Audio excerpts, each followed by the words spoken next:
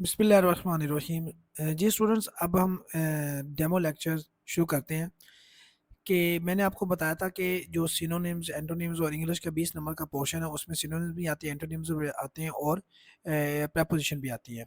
जैसा कि ये देखें, ये सिनोनिम है नंबर 1, एमसीक्यूज नंबर 1 है, सिनोनिम ऑफ बेनिवोलेंट। इसका मतलब है मेहरबान, खैर ख्वाह। हम साथ मीनिंग भी बताएंगे आपको और साथ उसका मतलब भी बताएंगे। जैसे कि इसका जो बेनिवोलेंट का उर्दू तर्जुमा क्या है? मेहरबान, खैर ख्वाह। अब इसका क्रूअल तो नहीं हो सकता ना, इसका सिनोनिम, इसका मतलब कि माने, हम माने अल्फाज जो होंगे, काइंड ही हो सकता है ना। तो काइंड इसका सी ऑप्शन ठीक है। इसी तरह एमेलियोरेट क्या होता है? एमेलियोरेट मतलब बेहतर बनाना, सुधारना। ठीक है, बेहतर बनाना, सुधारना। तो इसको, इसका मतलब जब बेहतर बनाना और सुधारना है तो इसको इम्प्रूव करना कहते हैं। ठीक है ना, वर्स करना तो नहीं कह सकते हैं ना हम। जब सिनोनिम बताना है तो फिर इम्प्रूव करना हो सकता है ना, इग्नोर करना भी नहीं हो सकता। ठीक है, तो इसी तरह नेक्स्ट पे चलते हैं। ऑब्स्टिनेट, ऑब्स्टिनेट होता है जिद्दी, हर धर्म को कहते हैं। ठीक है ना, ऑब्स्टिनेट जो जिद्दी होता है, हर धर्म होता है, उसको हम क्या कहते हैं? ऑब्स्टिनेट कह देते हैं। तो फ्लेक्सिबल तो जिद्दी नहीं ना होता। ठीक है, कंप्लेंट भी जिद्दी नहीं होता। और येल्डिंग, येल्डिंग भी जिद्दी बिल्कुल नहीं होता। इसमें इसका इसका मतलब कि ये सिनोनिम में बिल्कुल नहीं है। तो स्टब बर्न जो होता है ना, वही जिद्दी होता है। ठीक है, तो ये जनाब हम हमने मैं आपको सिनोनिम की 3-4 एग्जांपल्स दी थी। इस तरह से हम करवाएंगे, साथ सिनोनिम्स का मीनिंग भी बताऊंगा उर्दू में और उसको मैं क्लियर भी करवाऊंगा, इसका, इस वर्ड का मतलब क्या है। इसी तरह एंटोनिम्स पे आ जाते हैं। देखिए एंटोनिम्स पे ओपेक जो है, इसका मतलब है गैर शिफाफ होना। ठीक है ना, मतलब कि कोई चीज़ शिफाफ ना हो, वाजे ना हो, क्लियर ना हो। तो इसका जो आंसर है वो है ट्रांसपेरेंट। इसका एंटोनिम्स का मतलब है, हमने इसका उल्ट बताना है। ओपेक होता है गैर शिफाफ। अब इसका उल्ट क्या होगा? शिफाफ, साफ नजर आने वाला, तो वो ट्रांसपेरेंट है। ठीक है ना, तो ट्रांसपेरेंट। इस तरह आपको मैं एमसीक्यू ये सारे सिनोनिम्स एंटोनिम्स करवाऊंगा, जिससे आपके सारे के जो सिनोनिम्स एंटोनिम्स जो पेपर में मुतवक्को में आ सकते हैं, पेपर में मुतवक्को तौर पर आ सकते हैं कि हम, क्योंकि हमारा मेरा 5 साल का एक्सपीरियंस है पढ़ाने का, तो हर साल मैं कोशिश करता हूँ कि वो सिनोनिम्स एंटोनिम्स करवाएं जो पेपर में आ जाते हैं। ठीक है, इसी तरह देखें एफ्लुएंट, एफ्लुएंट होता है अमीर, खुशहाल को कहते हैं। अब इसका उल्ट क्या होगा? जो गरीब, गरीब होगा, मुफलिस होगा, तो पुअर आएगा ना। इसी तरह चलिए आगे देखते हैं। ट्रैंक्विल, ट्रैंक्विल होता है पुरस्कून। अब इसका उल्ट क्या होगा? जो पुरस्कून ना हो, शोर वाला हो, ठीक है ना, उसको कहते हैं नॉइजी आएगा ना।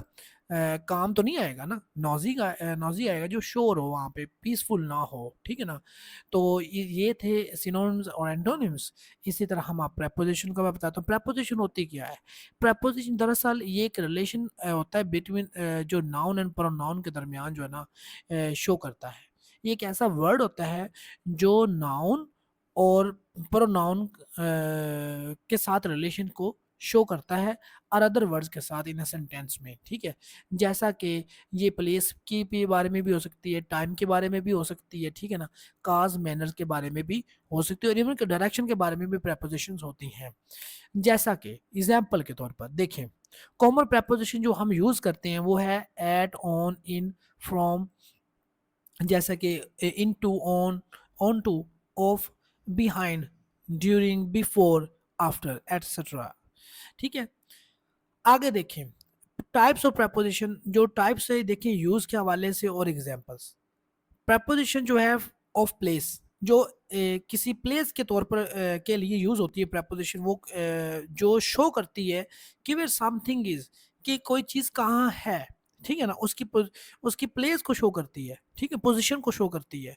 तो जैसा कि the book is on the table, अगर टेबल पर जो बुक पड़ी हुई है, तो वो जो, अब हमने बताना है तो हम ये लगाएंगे ना, एक चीज टेबल के ऊपर पड़ी है, तो ओन जो है वो पोजीशन को और प्लेस को शो करता है कि बुक जो है टेबल के ऊपर है। अगर बुक टेबल के ऊपर है तो हम ये तो नहीं कह सकते the book is under the table, तो वो उसकी बुक नीचे होगी ना टेबल, जब टेबल के नीचे होंगे तो फिर हम उसको कहेंगे अंडर द टेबल कहेंगे।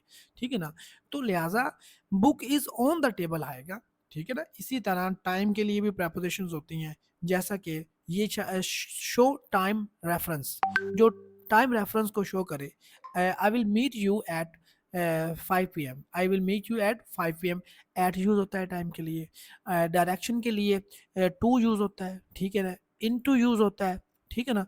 सॉरी, डायरेक्शन के लिए इनटू यूज होता है। He went into the room, direction के लिए।